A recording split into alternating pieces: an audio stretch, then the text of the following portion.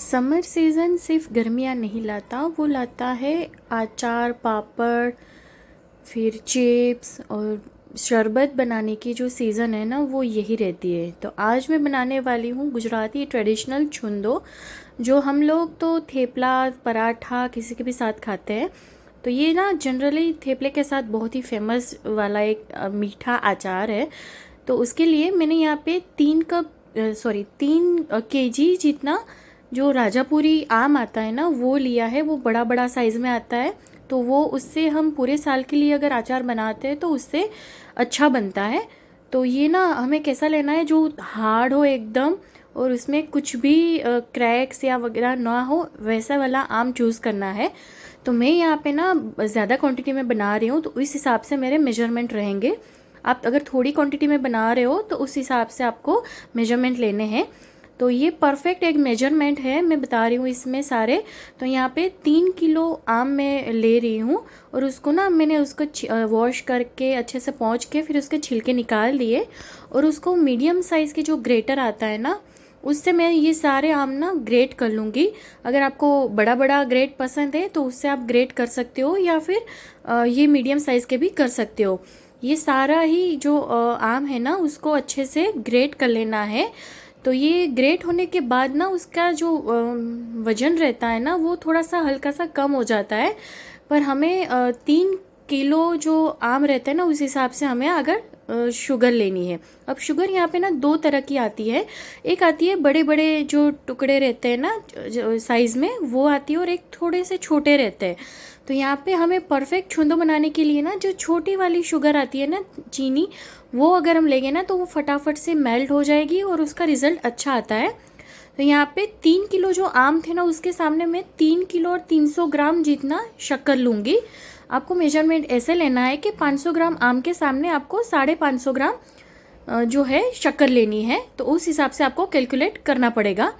तो उससे ना क्या होगा, जो एक खट्टा और मीठा दोनों का बैलेंस अच्छा सा रहेगा। अगर आपको ज़्यादा खट्टा पसंद है तो आप थोड़ी सी शुगर कम कर सकते हो, पर ट्रेडिशनली ये जो छुंदो रहता है ना वो मीठा ही रहता है। तो जो आम है ना उसको एक बड़े से पतीले में मैंने ले लिया था जो ग्रेट किया हुआ है वो, और धीरे धीरे करके ना मैं जो ये शुगर है ना वो मिलाती जाऊंगी। ये क्या होगा, जो आम के साथ मिक्स होते ही इसका पानी छूटने लगेगा।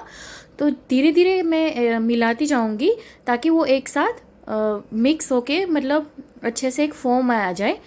तो यहाँ पे मैं नमक ऐड कर रही हूँ, सादा नमक ही मैं यहाँ पे अभी ऐड कर रही हूँ। यह नमक मैंने 3 टेबलस्पून जितना ले लिया है। और आप अगर इसको फास्ट में खाना चाहते हो तो आप इसमें सेंधा नमक भी इस्तेमाल कर सकते हो। ये छुंदों में बाकी कोई तेल वगैरह नहीं आएगा, तो आप इसको ना फास्ट में भी इस्तेमाल कर सकते हो। धीरे धीरे करके जो आम और शक्कर है ना उसको मिलाते जाना है और उसका पानी छूटने लगेगा। अब ये जो आम है ना उसको हमें क्या करना है, हम धूप में छोड़ेंगे इसको, अचार को, छुंदो को। तो उसका जो ये शक्कर है ना वो अच्छी तरह से मेल्ट हो जाए ना उसके बाद ही हमें इसको धूप में रखना है। इसीलिए ये मैंने जो बोला था ना जो छोटी वाली शुगर लेने के लिए, वो इसीलिए कि ताकि वो जो शक्कर है ना वो जल्दी से मेल्ट हो जाए। अभी देखो आप, मैंने जस्ट मिक्स ही किया है तभी इसकी शक्कर है ना वो थोड़ी थोड़ी मेल्ट होनी स्टार्ट हो गई है। तो जैसे वो अच्छी तरह से मिक्स हो जाए उसको हम 4 से 5 घंटे के लिए छोड़ देंगे। पर यहाँ पे हमें खास एक बात का ध्यान रखना है कि हमें हाथ नहीं लगाना है। तो बस जो चम्मच है ना उसको भी दूसरे स्पैचुला से भी हमें क्लीन कर लेना है। अब 4 घंटे के बाद ना हमें इसको देखना है, अगर इसकी शक्कर है जो पूरी तरह से घुल जाएगी ना तभी इसको हम धूप में रखेंगे। अब आप देखोगे ना तो ये ऊपर से जो शक्कर है ना उसका पानी एकदम से आ गया है, पूरा ही उसको मेल्ट कर दिया है। क्योंकि हमने इसमें आम और शक्कर दो ली है तो आम की वजह से जो शक्कर है ना उसका पानी अच्छे से छूट गया है। पर आप देखोगे थोड़े थोड़े छोटे छोटे क्रिस्टल्स जो है ना शुगर के वो दिखेंगे अभी। तो उसकी वजह से अभी हम उसको और रखेंगे।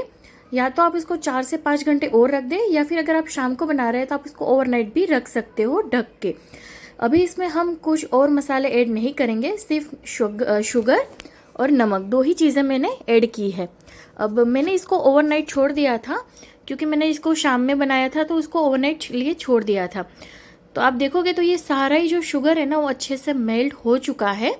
ये प्रोसेस एक बहुत ही ख़ास है, क्योंकि हमें शुगर मेल्ट करके ही उसको धूप में रखना है, ताकि जब छुंदो बन जाए ना तो उसमें जो शुगर क्रिस्टल्स है ना वो बन के ना आ जाए, अच्छे से हमारी जो चाशनी है ना वो बन के तैयार हो। इसीलिए अब पूरा ही जो हमारा शुगर है वो अच्छे से मेल्ट हो चुका है। तो अब इसको धूप में रखने के लिए ना मैं यहाँ पे कॉटन का एक कपड़ा लूँगी। कपड़ा अगर आप थोड़ा सा पतला वाला लोगे ना तो उसको धूप अच्छे से लगेगी।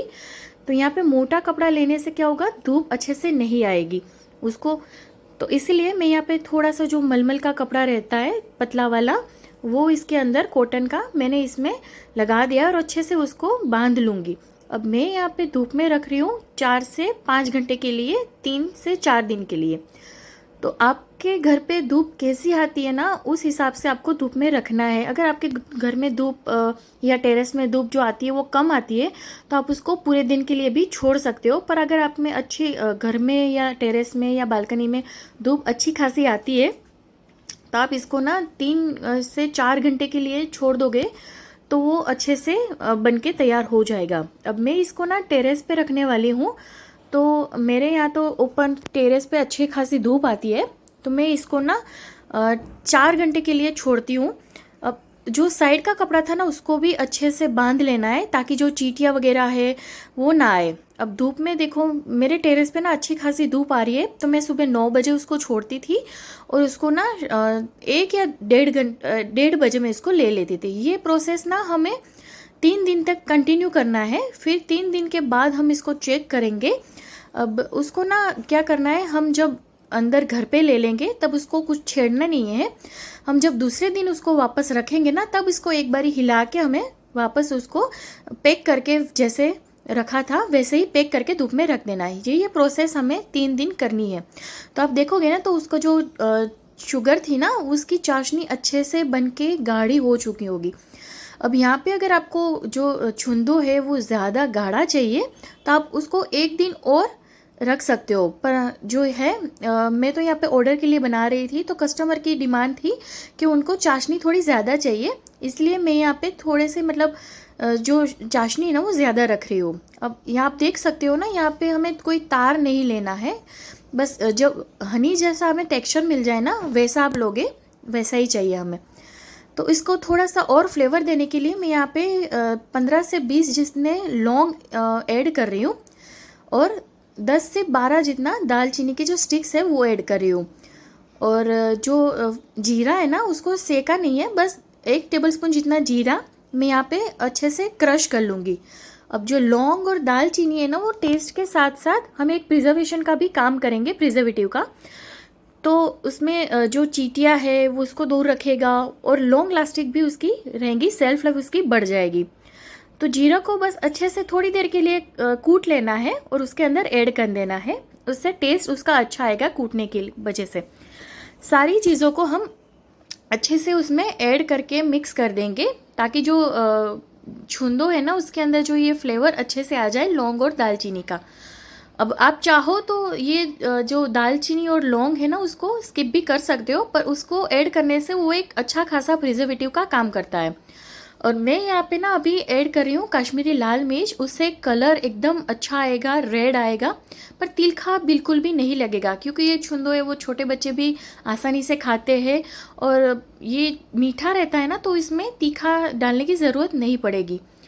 मैंने काश्मीरी लाल मिर्च है वो आधा कप जितना यहाँ पे ऐड किया था, क्योंकि मेरा जो छुंदो की क्वांटिटी है वो ज़्यादा है। उसको भी अच्छे से हमें मिला लेना है। और यहाँ पे और थोड़ा सा फ्रेगरेंस और फ्लेवर देने के लिए मैं 1 टेबलस्पून जितना जो हरी इलायची आती है ना उसको मैंने कूट के पाउडर बना लिया था, या तो फिर आपके पास अगर पाउडर रेडीमेड पड़ा हुआ है तो वो भी आप ऐड कर सकते हो। यहाँ पे कुछ लोग टूटी फ्रूटी भी ऐड करते हैं, किशमिश भी ऐड करते हैं, वो आप अपनी चॉइस के हिसाब से ऐड कर सकते हो। पर अगर आपको ये पूरे साल के लिए स्टोर करना है तो आप इसको स्किप भी कर सकते हो। अब क्योंकि ये मेरे ऑर्डर के लिए था तो मैं ये बोतल में अच्छे से प्लास्टिक में भर रही हूँ, क्योंकि ये ऑर्डर के लिए था। पर अगर आप घर के लिए स्टोर कर रहे हो तो आप इसको ग्लास की जो बर्नी आती है उसमें ही स्टोर करें। तो ये छुंदो ना बिल्कुल रेडी हो चुका है अभी खाने के लिए। आपको ये रेसिपी कैसी लगी?